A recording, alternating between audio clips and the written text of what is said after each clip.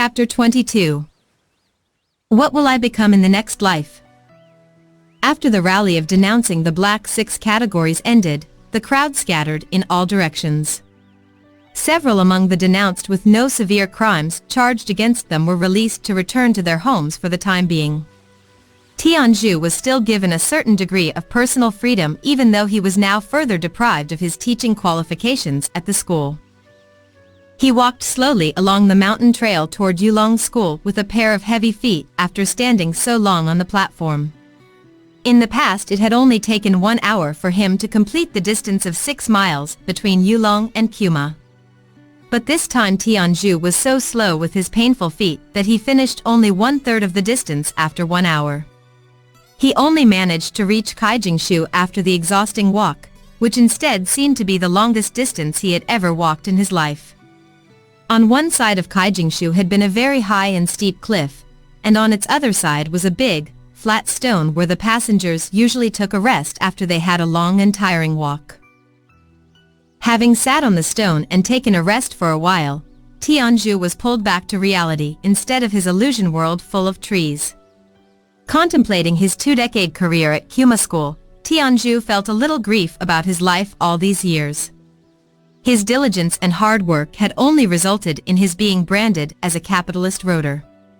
He could not help but have a few glimpses of the steep cliff on his opposite side, which brought about a thought to him.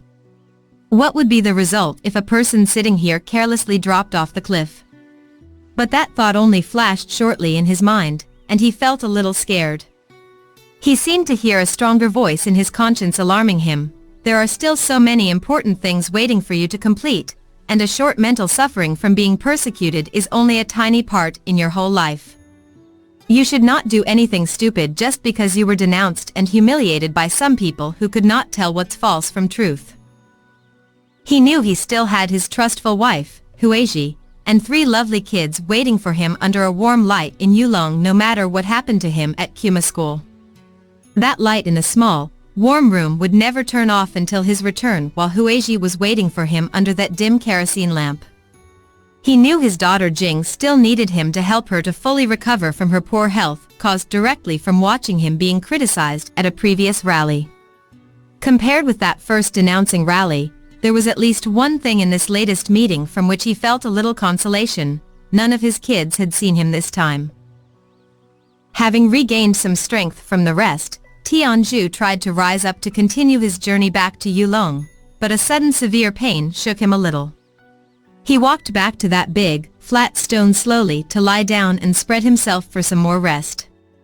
The wild wind howling through some crevices in rocks or narrow spaces among large stones caused a haze of violent noise. This big noise sounded like the cries of trees to Tianzhu.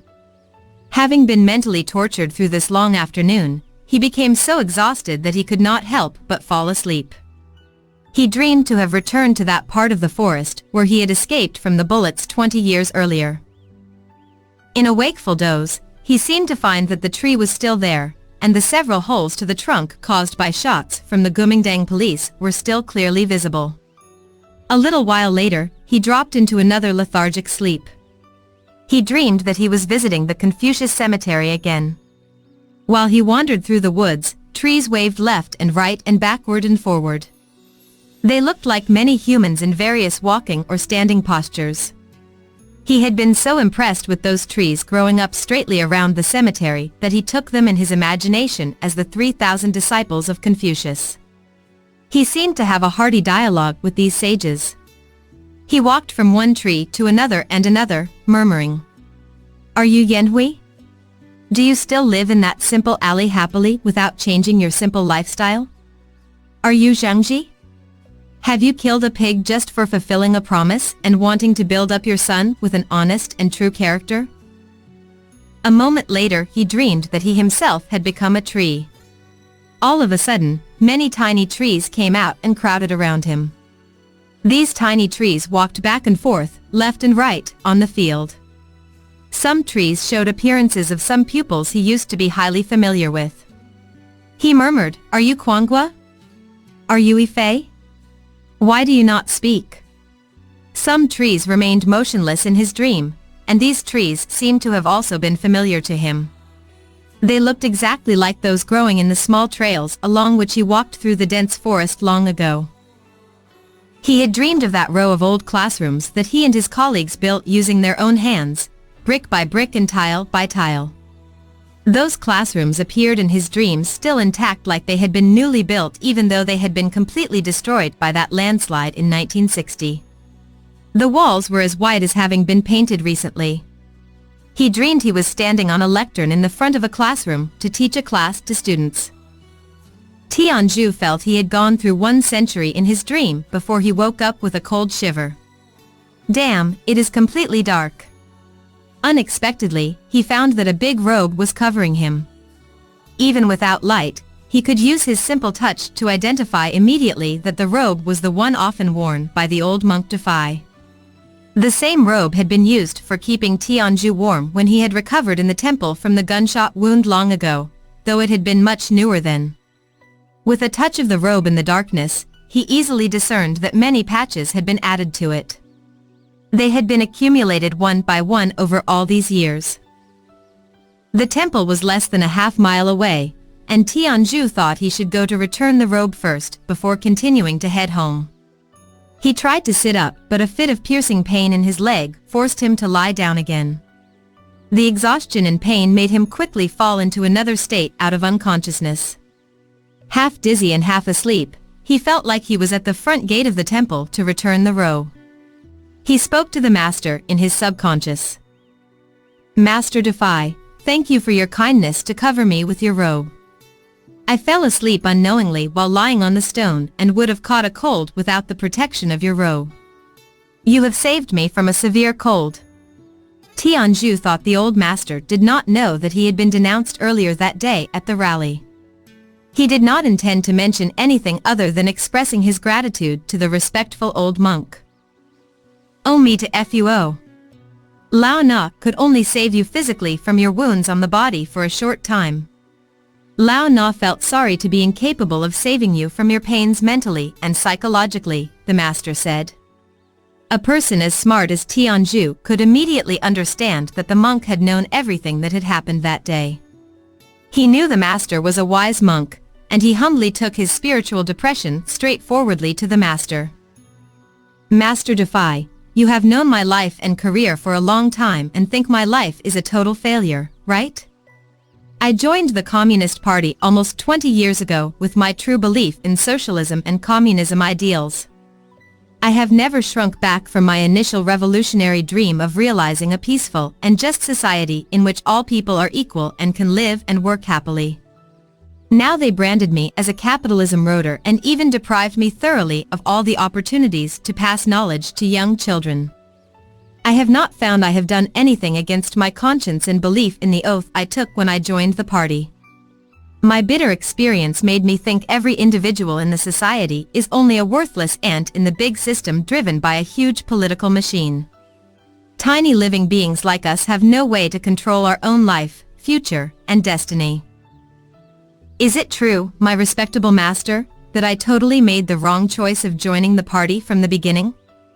If I had not joined any political organization and worked only as a teacher purely, life might be simpler for me and I should not have suffered so much frustration. No. I do not think your life is a failure. At youth you had a great and wonderful dream that you might identify as utopian or not. And you have pursued your life goal with great enthusiasm and have tried your best to achieve it. That is a life worthy. As a Proverbs goes, people are doing but gods are watching. I believe gods will give a good life and a more fruitful career for your next cycle of life. The master seemed to have responded to Tianju's question by only beating a bush and was still inside the basic framework of Buddhism's belief of rebirth and repeated cycles of lives. I had not lived up to my expectations and achieved a fulfilled life for this cycle, let alone the next one. Tianju sighed. I just want to forget my revolutionary ideals rooted in me during my youth. What do you think of my choice of engaging in the education course into which I have loved and devoted myself so much? I have some good and smart pupils such as the twin brothers Kwangwa and Xingai, whom I had hoped would grow to become useful men to our country. You have already known the outcome of their lives. One was sacrificed in the army, and the other died in the cruel martial fighting of the Cultural Revolution. Neither lived until 30. Their eldest brother is a dummy but lives a peaceful life without feeling much pain mentally. Can we say a dumb one has an easier life in our current society?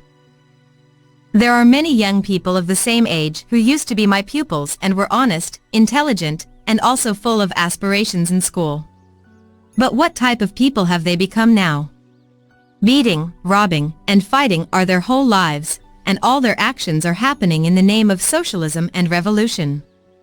I feel that even though they have not yet died physically like the Kwangwa brothers, they have already died in soul.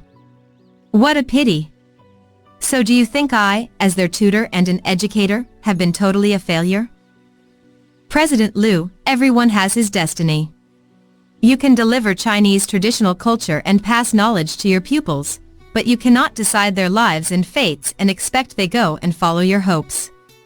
In the huge torrent of history, each individual has been very weak and helpless and has no power to control their life tracks. Humans, just like every animal or even a small plant, have their prefix destiny.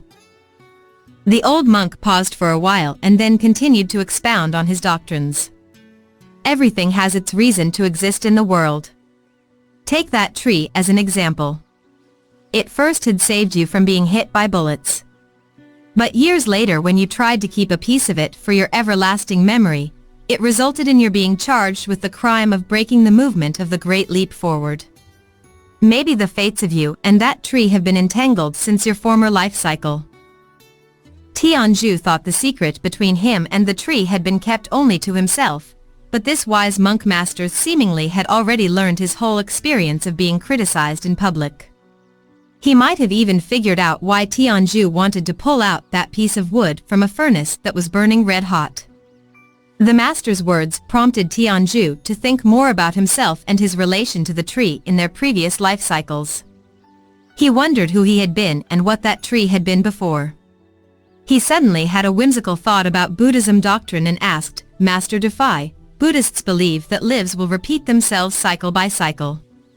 A man who behaves viciously and practices evil in this life cycle will be born to become an animal in his next life and tortured for his evil actions during this cycle. For example, a butcher who kills a lot pigs in his current life will become a pig himself in his next life, right?" Yes, that is the reason why we Buddhists are all vegetarians and we do not kill other animals. We believe that whoever tortures an animal will turn into such an animal sooner or later. Instead, some animals that exist in the current world are trying to make redemptions for their evil doings from their former lives. Their sacrifice of living a life at a lower rank will turn them into a form of advanced life for their next life cycle. How about killing other living beings such as a lot of plants in the world without bringing benefits to any creatures? Is this a crime, as such actions have destroyed the nature which was beautiful originally and also let a lot of animals become homeless and thus lose their lives as well? In Buddhism's view, killing animals is a crime, and are there real difference between indirectly killing these animals by breaking their homes and killing them directly? Would a person turn into a tree for his next life and wait to be cut if he has cut down a lot trees in his current life for no good purpose at all, but only damaging the originally harmonious natural world? The master had never faced such a strange question before. He thought Tianzhu's words were not completely unreasonable. Yes, every living being has a right to live, and they are all a tiny part of this harmonious natural world. What is the difference between killing a plant and killing an animal?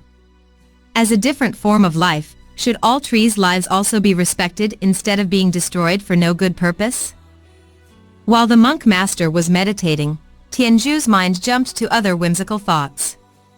If it is possible that a human can become a tree after death, he thought, different people may become different trees. Then what type of tree would he himself become?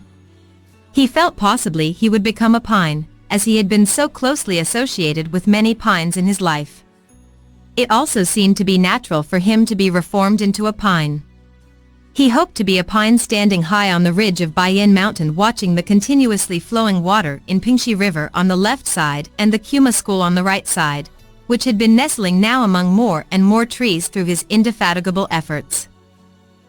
Tianzhu indulged in his thoughts. He imagined a universe in which all living beings share life rights equally. All the fallen trees of the forest would be restored to their original state. It seemed in his illusions that Buddhism and Taoism had combined to form a new Buddhism, which held the doctrine that plants and animals are equally treated in the world. He somehow felt that he himself had become a tree as a result of his redemptions for his faults in aiding to cut down a lot trees in the movement of the Great Leap Forward. In his dream state, he seemed to feel himself growing into a taller and taller tree and becoming a real sky pillar, the meaning of his name, Tianzhu.